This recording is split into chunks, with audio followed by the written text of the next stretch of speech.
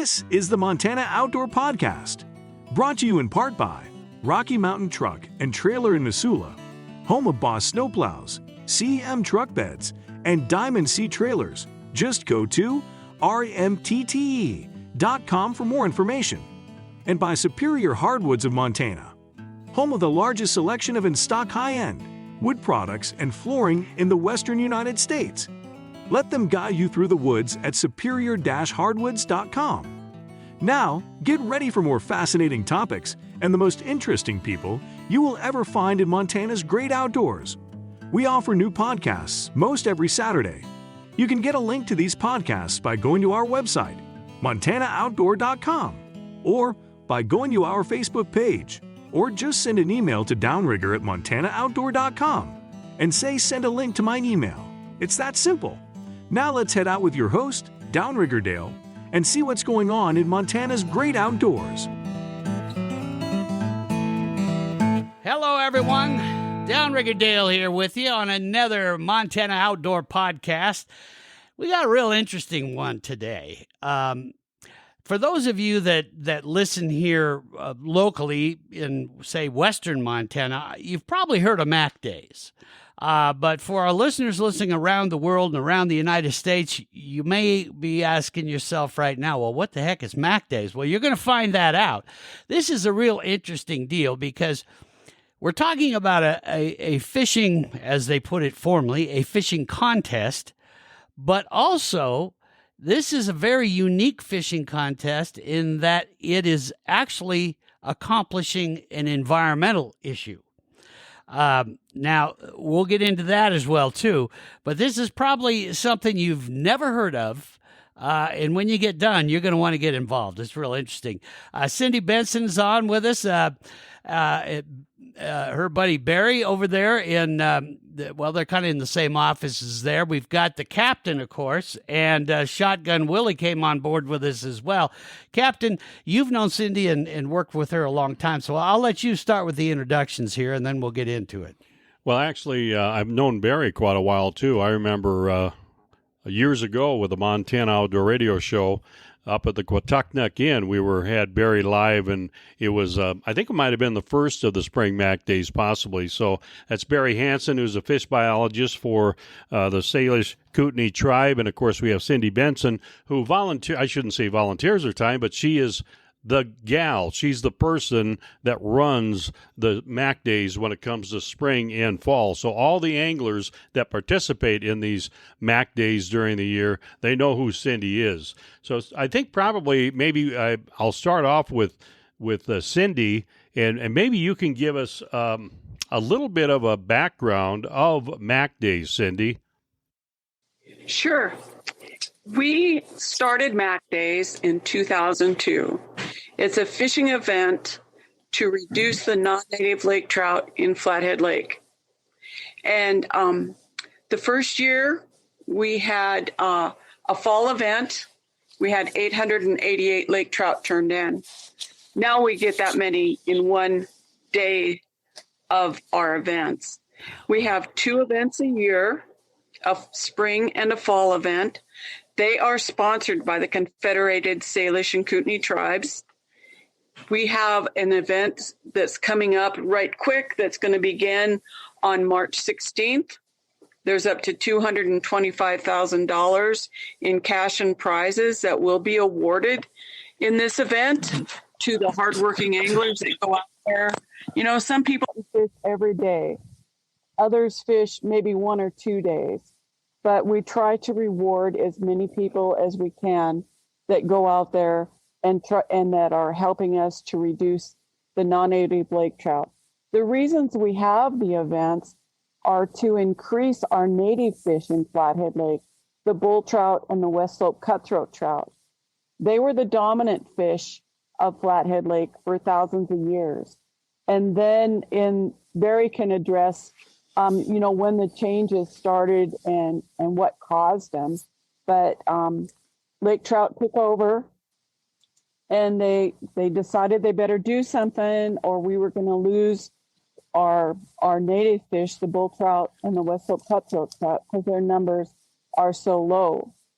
So they had a a planning session, and they came up with a 10-year plan, and included in that plan was the Mack Days fishing event. The anglers, when they were doing the public meetings and coming up with what they wanted to do, the angler said, if you're going to do anything out there on Flathead Lake, let us be part of it. So that's the reason Mack Days began. I want to turn the conversation to Barry Hansen, who's the fish biologist of Flathead Lake for the Salish Kootenai Tribe. Barry, why do we need to worry about the ecology of the lake? Yes, Flathead Lake and the Flathead watershed are known for species like the bull trout and the West Slope cutthroat trout. And as Cindy mentioned, they've been here for thousands of years, certainly since the last ice age. And they're highly adapted here. They have cultural significance, sporting significance, subsistence, all those things. And this ecosystem is attuned to these species. And like everywhere, it's important to hold on to that biodiversity. That's what we're trying to do here. And we did a lot of research and analysis as the lake trout population expanded so rapidly, and tried to predict what would be the outcome if we didn't intervene with that expansion. And we concluded that very important natural heritage of those native fish would be lost or driven to dangerously low levels if we didn't intervene, which is what we started with Mack Days, trying to engage the public to help us in achieving that objective. Mm-hmm. When was the lake trout? When were the lake trout introduced to Flathead Lake, Barry? The best number we have is 1905. So they've been in there a long time, and they gradually expanded since they were introduced. But it was then that secondary introduction of mysis shrimp that eliminated a bottleneck in the growth of lake trout and really facilitated that expansion of the population. And that's when, starting in the mid-'80s, the population really took off. Mm-hmm. And we've been dealing with that expansion ever since. Barry, this is Downrigger here. So that's one of the things I wanted to ask you about this mysis shrimp. You know, number one, I think a lot of people, when they hear that, they go, well, isn't it a freshwater lake? There is such a thing as freshwater shrimp, folks. So that's one thing. Why did they put the mysis shrimp into Flathead Lake? Now, I've always heard that it was to try to stimulate the salmon population in the lake. Is that why they were originally introduced into Flathead Lake? Yes, Downrigger, you're exactly right. And this is an idea that is repeated time after time and place after place. So there actually was an example where mysis were introduced. That's in Kootenai Lake in British Columbia. And because of peculiar situations there in that lake and the particular aspects of the current there brought mysis shrimp up from depths to the upper parts of the lake where they could be fed on by kokanee. So in that example, it resulted in very large kokanee, and it excited people quite a lot. And from one example, then there was the effort to duplicate that all over, really, the northern hemisphere. And Flathead Lake was one of those, although they didn't actually get planted into Flathead. They were planted in lakes upstream. And then they drifted downstream, became established in Flathead Lake by the 1980s. It was 1981 that the first individual was discovered there. And then their numbers exploded. And by 1986, the mysis population had reached its peak. Flathead Lake is home to a number of other species besides the bull trout, the cutthroat trout, and the lake trout. They also have whitefish, which is a real popular sport fish, you know, when you can get them to bite a certain time of the year. You have perch and you have smallmouth bass, which at one point, Flathead Lake held the state record of Montana on the smallmouth bass. Are those species affecting the native species, the bull trout and the cutthroat trout in Flathead Lake? Yes, they certainly are, but every species has a different effect. It has a different role to play. I think, I don't have the number in my head, but we're at least up to 15 introduced species into the mix of native fish. And the one having the biggest effect, of course, is lake trout, because it is a predator, very effective one, and highly adapted to lake environments. Whereas our native trout are migratory. That is, they live as adults in Flathead Lake, where they grow to their largest possible size. And then they migrate to the river system and to the tributaries, where they spawn. So there's a disadvantage to our native fish in a system like this, where you bring in a fish that's specialized to a lake environment alone. And then these other species, they have a variation in their effect. Lake whitefish have a completely different diet. They do prey on perch, and especially young of year perch, but they don't have the same ecological effect as lake trout. And there really isn't an equivalent to lake trout as to the impact that it has in the system. Smallmouth bass, we are watching and hoping they don't expand to the extent that lake trout did, but they're also effective predators. They're somewhat restricted by their habitats that is more shallow near shore environments than lake trout, but they represent a future threat to native fish and to the stable balance in the ecosystem. So last year, I'm going to switch to perch now and actually some fishing. And I know fish biologists love to give fishing tips to all the anglers out there. The whitefish bite wasn't very good. And a lot of people blame that on the fact that the perch spawn didn't go like it should have in the East Polson Bay. Since that's on the half of the reservation side, do you have any predictions on what that perch is going to do this year? I mean, last year there wasn't even a perch bite that I can think of that people were talking about on Flathead Lake and the East Polson Bay. Do you think there might be some improvement in that this year, Barry? Yeah, I'm not going to take that bait. I'm not in the business of predicting how these fisheries develop, but it is a bit of a mystery. There are so many variables, from weather to species mixes to vegetation, temperature, all those things that have, have an influence.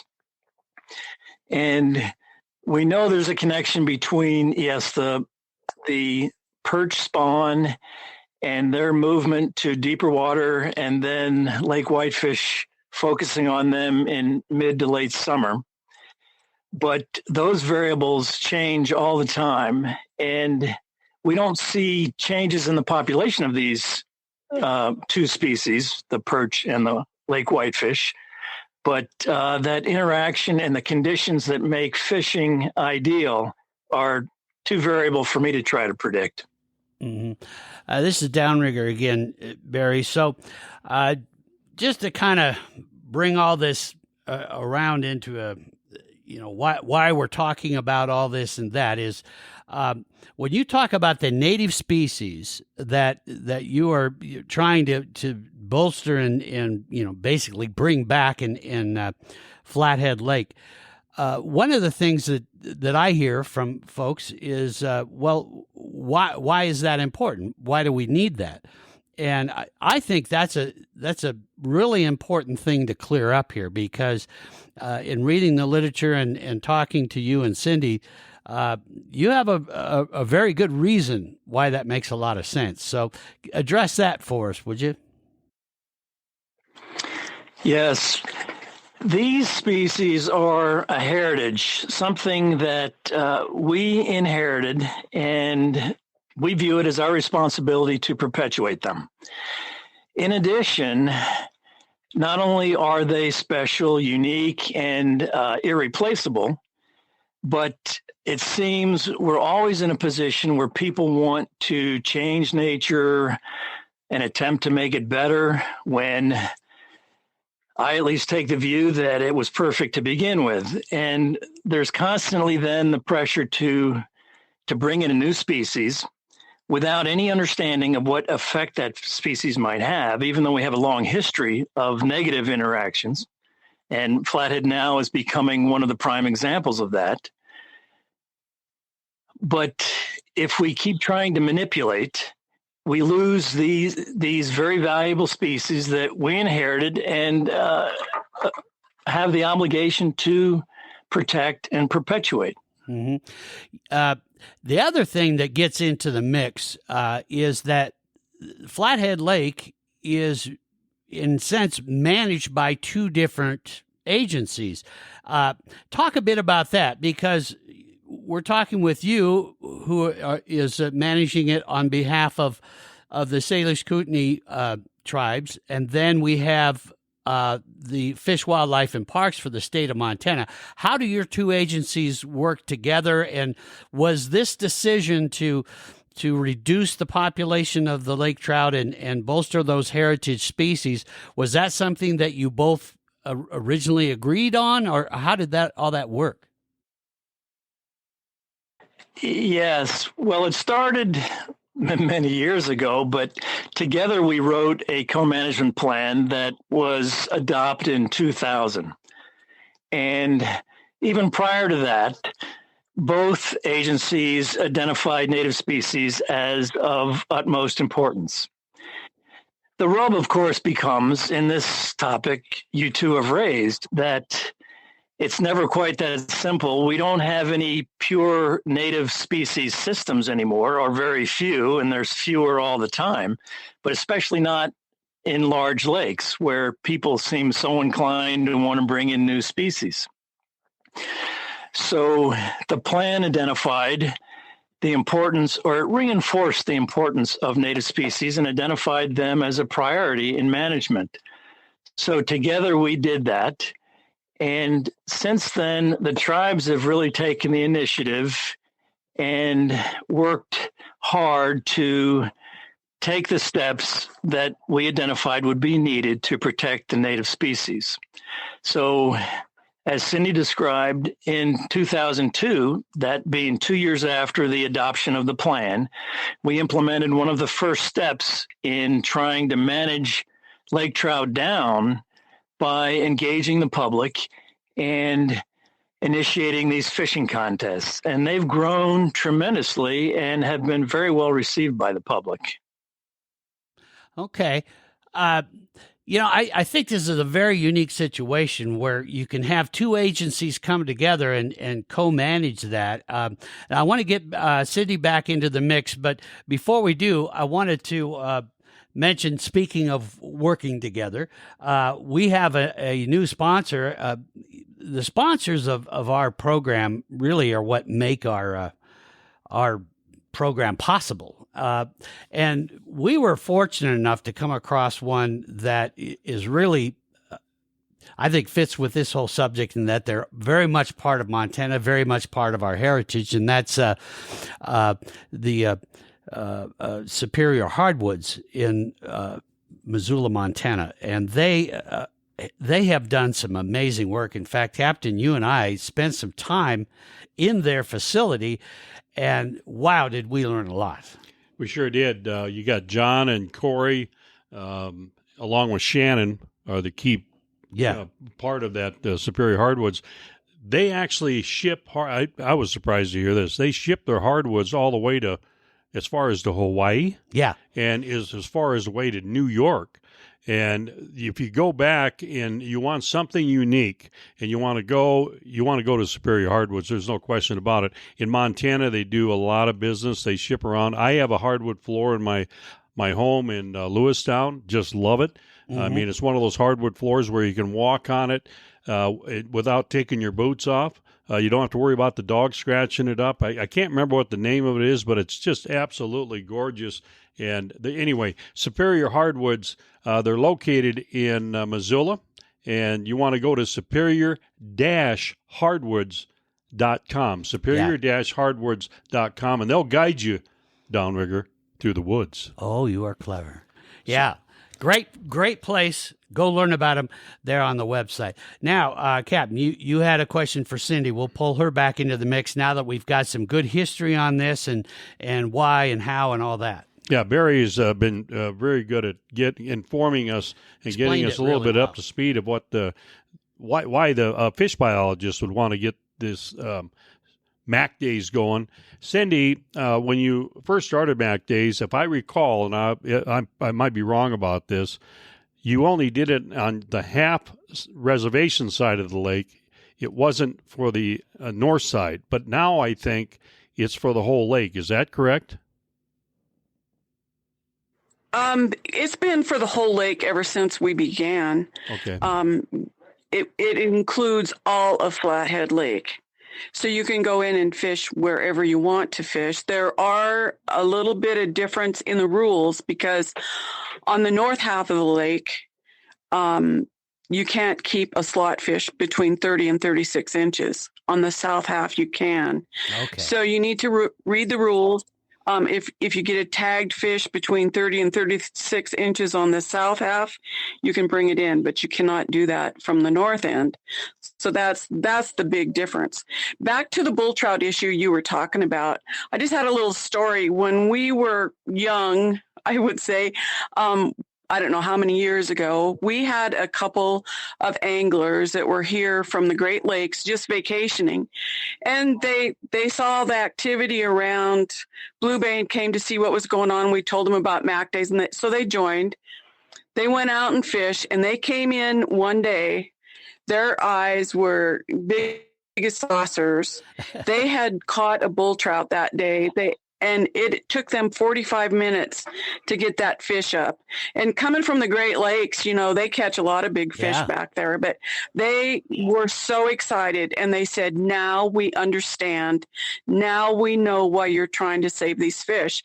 And so I think that's just one example of why our native fish are so important. I know I'm not out there a lot fishing, but I've caught 2 bull trout before on a hook, and as soon as you catch a bull trout that it's something different. So that's part of the reason why we're doing this. There's a lot of old stories. Right now I'm doing some history. We have a couple anglers that have their history written down from when they fished years ago. They went out, they'd write down every single day what they caught. And it's pretty neat to see, the days that they went out and they caught flats, which is the west slope, and they caught bull trout. And they even weighed and measured their fish back then. So it's pretty interesting, and it's an important part of the history. So anyway, sorry. Cindy, I got off. It wouldn't take Downrigger and I and Shotgun Willie very long to write down what we caught and measure. But that's probably more into the fisherman end of it than it is anything else. Yeah. So let's talk about the attitude of the anglers. Before you started the contest, there was a lot of folks that loved fishing those lake trout, and they were kind of against the spring and fall Mack Days because of the fact that they figured that you're going to harvest them right out of the lake. Now, that is a little bit of the intention, but you've changed your attitude, I think, a little bit to managing the lake and managing the population of lake trout. Do you ever see the lake trout ever being eradicated completely out of Flathead Lake? Well, when we started this, the intention was never to do that. It was to reduce the numbers so that the numbers of the native fish would come up. They know they can't ever get rid of all these lake trout. They come in from areas around us. There's a lot of them out there. There's different age sizes, out there. Our spring Mack Days anglers, they catch smaller lake trout because they're jigging for them and they're kind of schooled up. The fall Mack Days, to catch the larger lake trout because they're out there spawning and they're moving around. So, there's a lot of fish we never even, touch because of the ages of them. But we're just trying to reduce the numbers. We're not trying to eliminate those fish.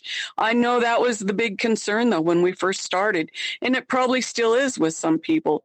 But this type of reduction, they say, is going to take years and years and years, and you have to keep at it, and you can't just do a couple years and then quit. So far, some days people don't catch many and they blame us, but I don't think it's on us.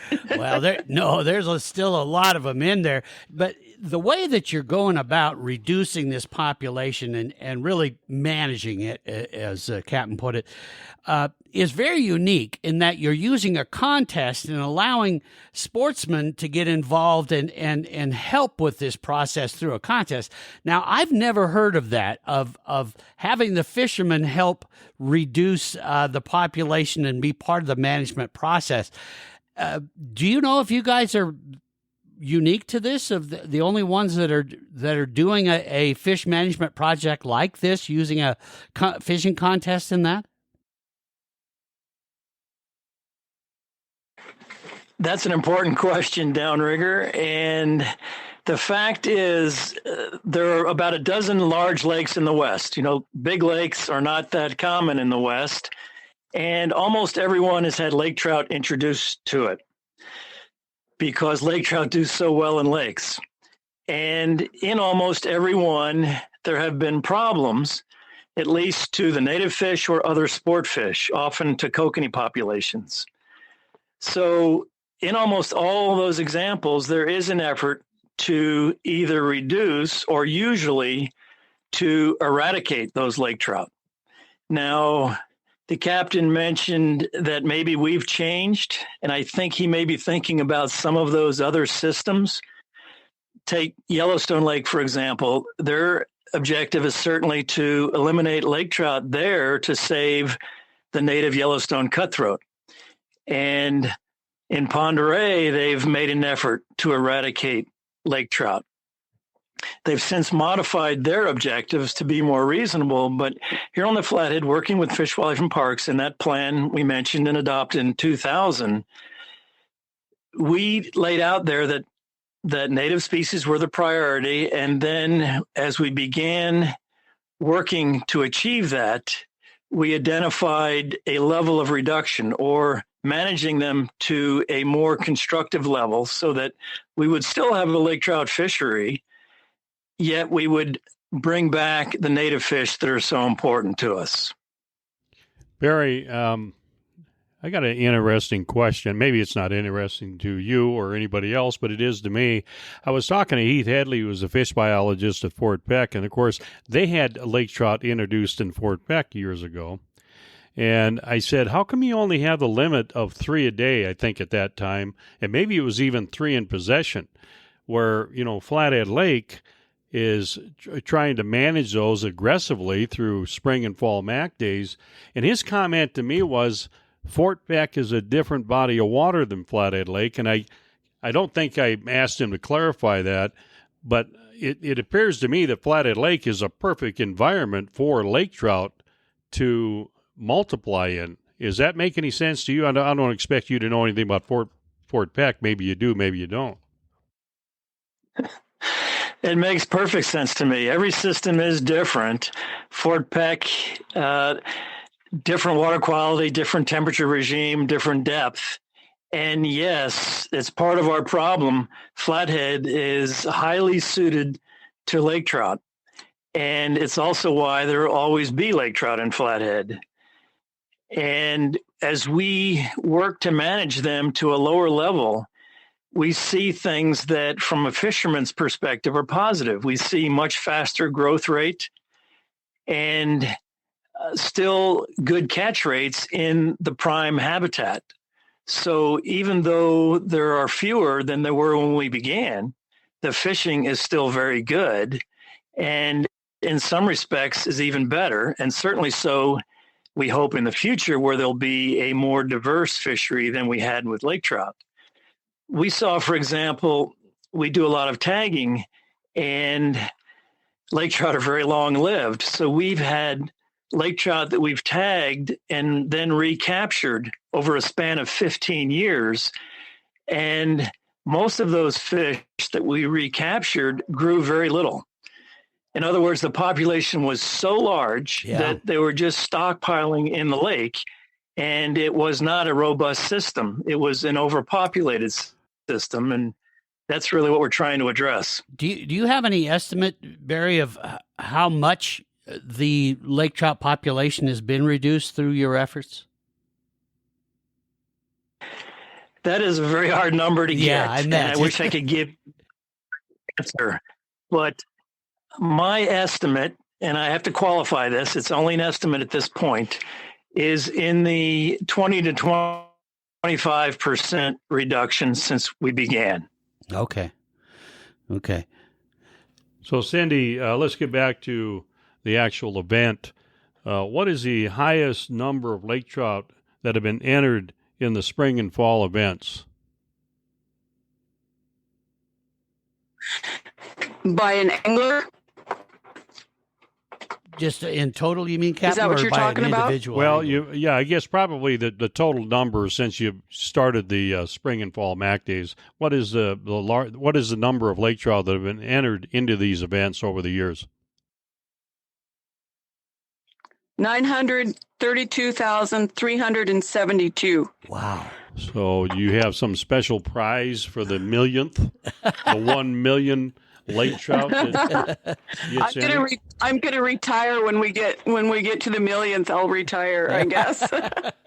So, what do you do with the lake trout after you catch them? We process fish. Anglers can keep their fish, or they can donate them to be processed. And Barry's come up with a pretty good program that we started. It's called Native Fish Keepers. It's a nonprofit corporation under the tribes. We process the fish and we market frozen fillets. We also give fish to the food banks. The frozen fillets are distributed by a couple distributors that come in and purchase them from us. A lot of them go back to the Yellowstone area. They get sold in the restaurants and in grocery stores. We have them here in Polson. There's a few up in the Flathead Valley. And, it helps pay for what we're doing. It costs a lot of money to do this. It's just a drop in the bucket what we're making, but it helps. And so we do process what people give us, but people can sure keep the fish that they catch and take them home if they want. If you're catching a lot of fish, though, it's a lot of lake trout to take home. Yeah. You can catch up to 100 lake trout a day. And we thought when they put that limit out there that we'd never see 100 lake trout come in, but we do. I mean, there's people that catch 100 a day for days on end. Jason Malin here a couple of years ago, he had an average of 99.9. Wow. For an 18-day average. He had so many days that he caught 100 fish that's what his average was. So, he's one of our top anglers. The most he's caught in an event was 2,134. So you go over to you go over to Jason's house for dinner, and it's probably going to be lake trout again. Right.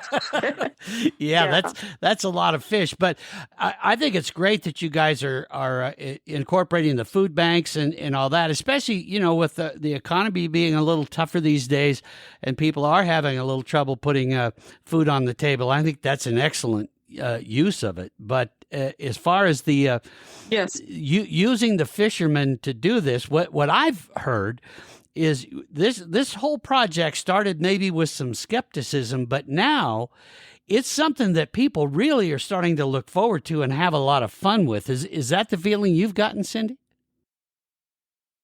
Yeah, some people, they plan their vacations around it. They want to know, a year ahead of time what next year's dates are going to be so they can get their vacations planned. You can come out here and fish one day, you can fish one weekend, you can fish the whole event. And our top anglers, a lot of them do that. They'll fish every single day, especially on weekends. Some of them skip out during the week because they work. But every fish you enter gets you entered into our lottery drawings. Those begin at $2,000 and they go down to, we got some small $50 ones, but every fish that you enter gets you entered into those drawings. So it's a lot of fun. It also, every fish you entered gives you the chance to catch a tagged lake trout. We've had people catch one fish and it's $1,000 tagged fish. Wow. So that's another part that's fun. People love the tagged fish part of it. So as your totals go up, once you reach 11 fish, you start accumulating what we call bonus dollars, and there's different categories for that. So as your total goes up, your bonus dollars go up. It costs a lot of money to go out here and fish. You've got to have good equipment. You've got to have, most people have a pretty good boat anymore, but keeping up on the new electronics that are out there, all the fish finding and all of that, that costs a lot of money. And the guys that are out there fishing a lot, they invest in that. Yeah. It also costs you money for your gas and if you're going to camp, whatever. So that's one of the ways to pay back is by the bonus dollars. Cindy, didn't you guys reward an angler for catching a $10,000 tag fish a few years back? Yes, we've in fact had 3 $10,000 fish. A couple of years ago in the fall, I believe it was Terry Krogstad from Kalispell caught the $10,000 fish. So that was pretty exciting. Terry's one of the hard-working anglers that's out there almost every single day, along with his partner, Julie. And they were pretty excited about that $10,000 fish. In fact, she sent me pictures of some nice sandy beach somewhere that they went to. So it was pretty cool. Felix Gauchi caught the $10,000 fish one year. He didn't even know he had a tagged fish. He was so worn out. It was getting dark. He comes in and he's just in his, angler zone, and he's wandering around in the boathouse while they're counting his fish out. And I heard the guy that was counting his fish say, "Hey, I think you've got a tagged fish." And Felix says, "Oh, really?" And the guy brought it over. That was the first one. And I scanned it. And I go to the computer and look it up, and it went to $10,000. And I thought, what? We never even talked about what we do if somebody won this fish. So I go and scan it again because I wanted to make sure it was the right numbers.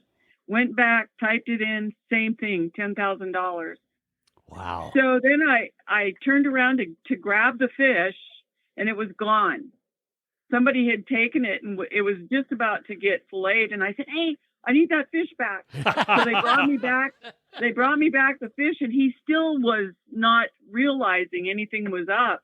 Oh, wow. So I grabbed the fish, and I had my camera sitting there, and I called him over, and I said, "Felix, $10,000," and he did a dance, and he ran over and kissed the guy that had found it, and then he came and. Then he kissed the fish, and then he kissed me. So that was the sequence of that. And we had another one. Matt Guckenberg from Kalispell has caught the $10,000 fish one time. So it is possible. So they're out there. Yeah. Yeah. So the other question I have for you, and maybe Barry can get into the conversation, is how did you come up with this spring and fall Mack Days format, the tournament or the event or whatever you want to call it? There's so many different ways to win. It's almost like you went down to Las Vegas and talked to a casino and then they gave you some recommendations because you just don't know. A lot of these fishing tournaments, you just go out there and fish and you get whoever gets the most wins, that's it. Yeah. Not with the Mack Days. No, it's 8 weeks at a time, 16 weeks a year that you guys are doing all that. Who came up with all this? Yeah, so I'm sorry to interrupt you, the Captain. So who was it that came up with this format? Because, again, that's another thing I've never heard of. The way you guys do it is you've got such a unique format to your contest. There's so many different ways. Was that just something you guys just all sat around and dreamed up, or did you learn about doing it this way from someone else? It's been a progression, and it's evolved over the years. And as you know, that we're now in our 21st year, so a lot of time to learn and modify. And Cindy is the key player in all of that. I think she spends her winters trying to devise a new prize to incorporate in the next contest.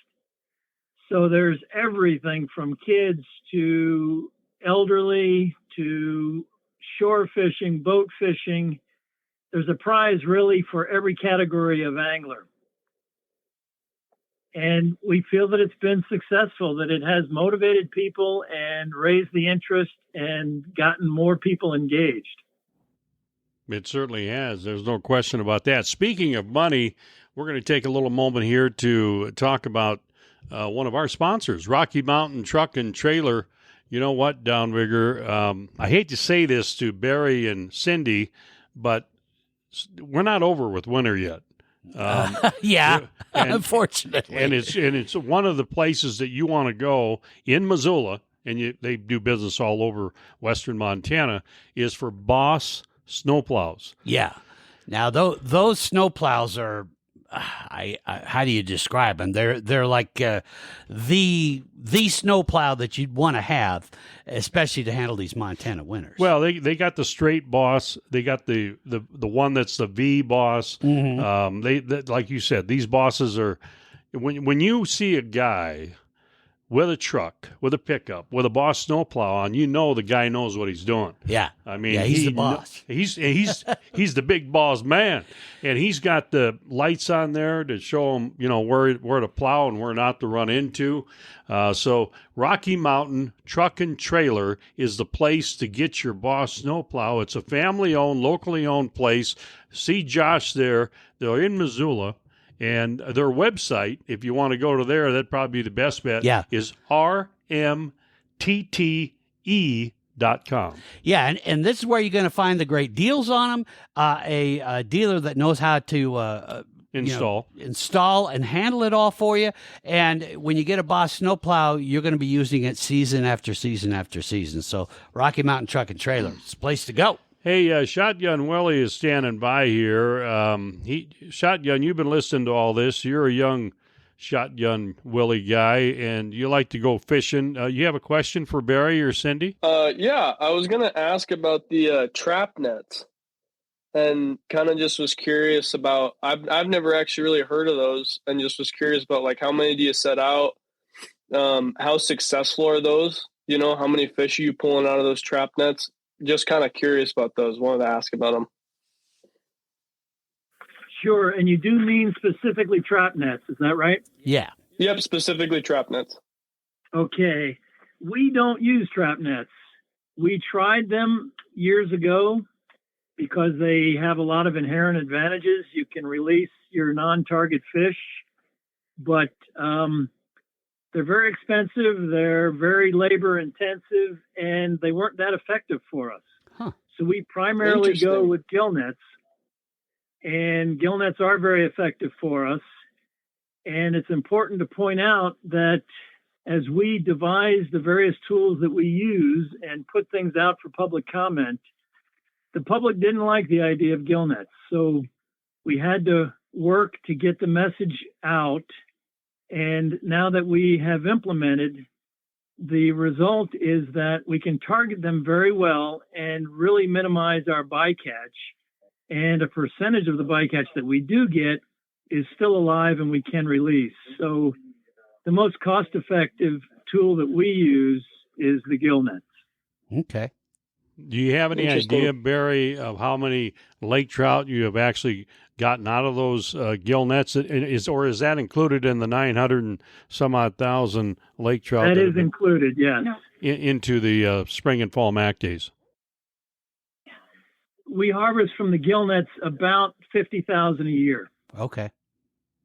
Okay. So that's another tool in your toolbox then as far as managing the lake trout. But overall, from what I'm gathering is the Mack Days is probably the most effective tool that you've got right now for managing those lake trout.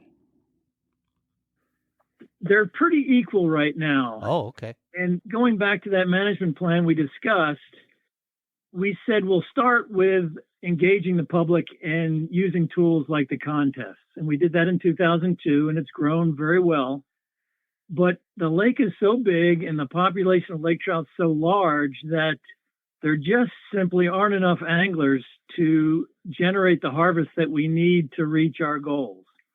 And that's why we implemented our gill netting program in 2014 after we realized that we just needed to elevate that harvest to get to the level that would make restoration of the native fish possible. Well, maybe after everybody listens to this podcast, that'll change. More people are going to be heading up to hit the spring Mack Days coming up, huh?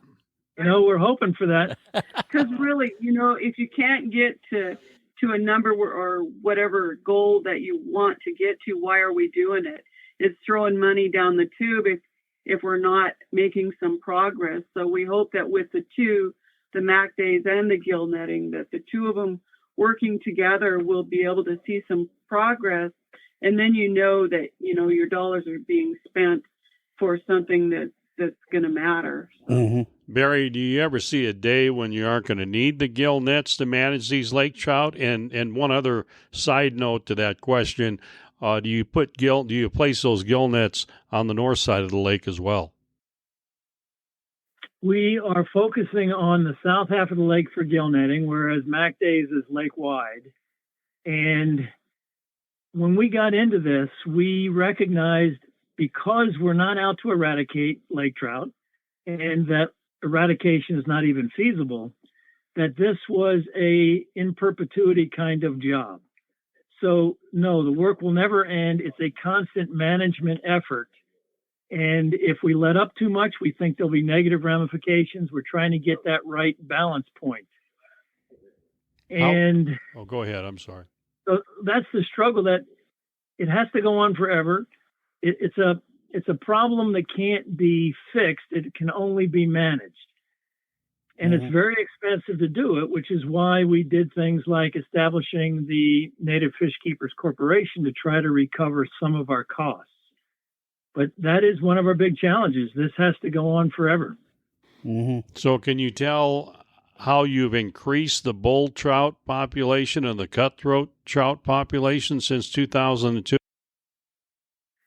We can, but it's not highly pronounced. It's not that glaring success story that you'd hope for, but we do a lot of monitoring on the lake, and we cooperate with Fish, Wildlife, and Parks in monitoring in the tributaries and doing things like red counts.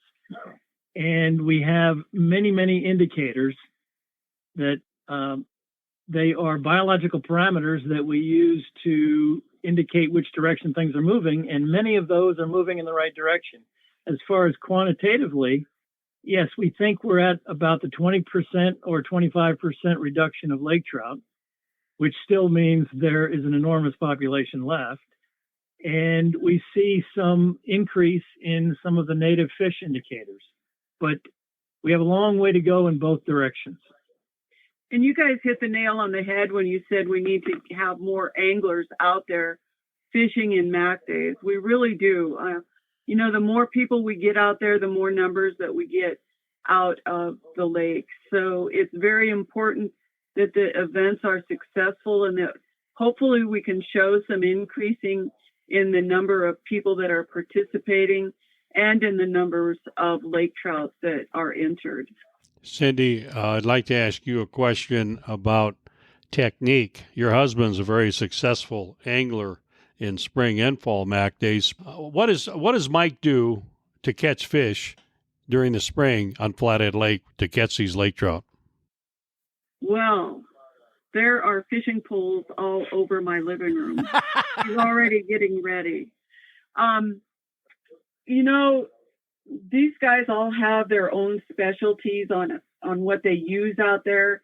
I think it's important to talk to local vendors that sell the equipment for this lake.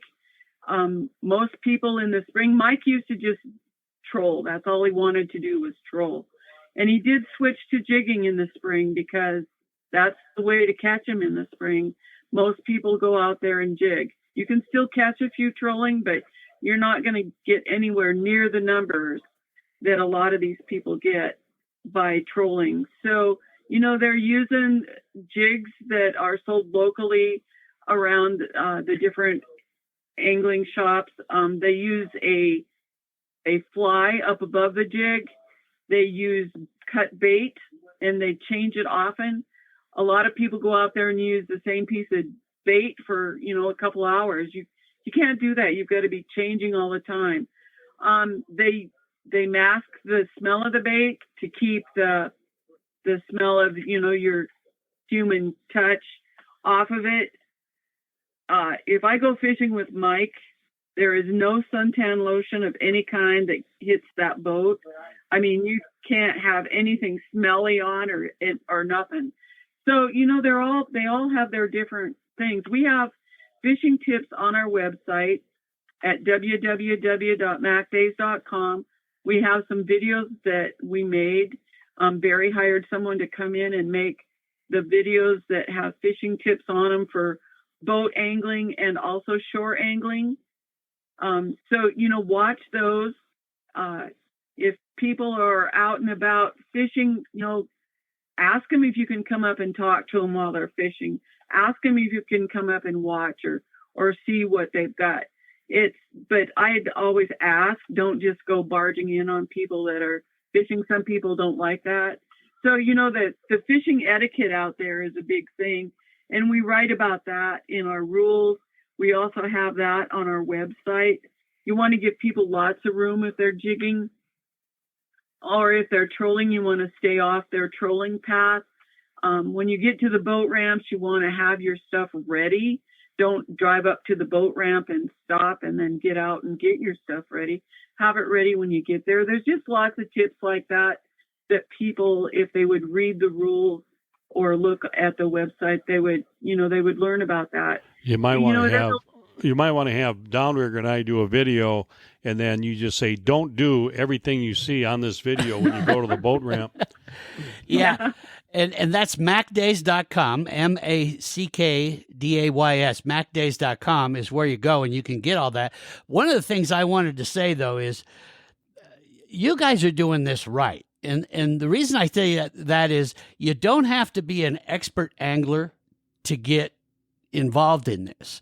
And so for those of you listening that are saying, well, I've always wanted to see Flathead Lake or spend more time there, put this on your list of things to do is go fish Mack Days, because the people are very fun and inviting. They're going to share tips with you. They're going to help you. And you never know when you might hook that $10,000 fish. So I think this is the perfect thing to get involved in, whether you're an expert or just finally are going to learn how to fish for the first time. Cindy, you talk about fishing 200 feet deep, jigging these lake trout out 200 feet deep. Obviously, you need a boat for that or a float tube. But can you fish from shore and catch a lake trout? You can. Fall is the best time to do that because they come in closer in the fall because they're spawning and they're out moving around. Spring, you might catch a few. You're going to be lucky if you do from shore, but you just never know. If you get to the right spot where there's a steep drop off, you can catch some fish. So it's a whole learning curve of, the time of the year and the depths that the fish are at. I always tell people that are new that come out to fish, whether it's from a boat or from shore, I read this somewhere one time that you have to write your own story, and you do. You have to try the different things that you read about and figure out what's going to work for you. Everyone's different. And, jigging, I jig different than Mike does. He catches more fish most days. Some days I do. But, you just got to do your own thing and learn what's going to work for the day. It depends on, how bright the sun is, on what colors you use. And if it's dark out, you want to use those real bright colors. And I think one thing everybody would agree to is glow in the dark colors are the best in Flathead Lake because it is so deep. So you want to remember that. Most of these guys are using pretty good poles. When we started, everybody was using the $39 ugly sticks, and they've gone to Lamiglass and the high dollar rods now because it shows more action at the end of the rod. So, but you just got to try and see what works for you. Now, speaking of people that may be new to doing this, one of the things they need to expect is that you're going to have to get your boat inspected for the aquatic invasive species. Talk a bit about that, Cindy or Barry, as far as how that's done and what people need to expect there. Okay, if you live in the Flathead Basin, you do not have to get your boat inspected if it has not been out of the basin. If you take your boat out of the basin, then it has to be inspected before you put it in Flathead Lake. If you're coming from another area like Missoula, you have to stop at any boat inspection station, but you have to be inspected before you enter Mack Days. And the Ravalli AIS station will be opening about that same weekend that Mack Days begin. They will start later in Thompson Falls inspecting. You can call our office and make an appointment here in Polson to get your boat inspected. The AIS people do have a website up that explains all that, but we try to be really careful so that we're not bringing in something that we don't want in the lake. Areas where they have had these aquatic invasive species come in are, they're fighting that issue, and it's a pretty ugly issue. You see pictures of those mussels that are just glommed onto everything they can get. And we've talked to people, had people out here that have pulled nets in the Great Lakes, and they've got scars on their arms from the mussels that are hanging onto the nets. Yes. They have really sharp edges on them. So it's just something we want everybody to be careful about. Well, I want to thank both you, Cindy, and Barry for spending so much time with us. Flathead Lake is truly one of the jewels in the state of Montana's crown of just an incredible waterway, and one that we want to have healthy and good for years to come. And I personally applaud you guys for your efforts in returning the lake back to where nature originally intended it to be. So for those of you listening, March 16th to May 13th, that's the next Spring Mack Days. I want you to get involved, have some fun with it, and explore that community up there, because you are going to have a blast. For those of you familiar with Flathead Lake and have never tried it, go try that. It's a lot of fun. But Barry and Cindy, thank you so much for joining us today. Thank you, and thank you for the great way you ended this. I like what you just said. It's very important. I also would like to add that I'd also like to add that the importance of having Barry Hansen and Cindy Benson here over the years. I mean, they didn't just come into this picture halfway through this spring and fall Mack Days. They've been here from the get-go. That's important. They know what they're trying to accomplish, and I think they do a great job, personally, and I want to thank them both for their service of at least trying to manage instead of eradicate those lake trout out of Flathead Lake. Thank you, too. Thank you. Thanks a lot. Thanks for listening to the Montana Outdoor Podcast. It has been brought to you in part by Superior Hardwoods of Montana, home of the largest selection of in-stock, high-end wood products and flooring in the western United States. Let them guide you through the woods at superior-hardwoods.com. And by Rocky Mountain Truck and Trailer in Missoula, home of Boss Snowplows, CM Truck Beds, and Diamond Sea Trailers. Just go to RMTTE.com for more information. So what did you think of today's podcast? Send your questions and comments to Downrigger at MontanaOutdoor.com. We should be dropping a new podcast this next Saturday. Until then, we will see you soon out in Montana's great outdoors.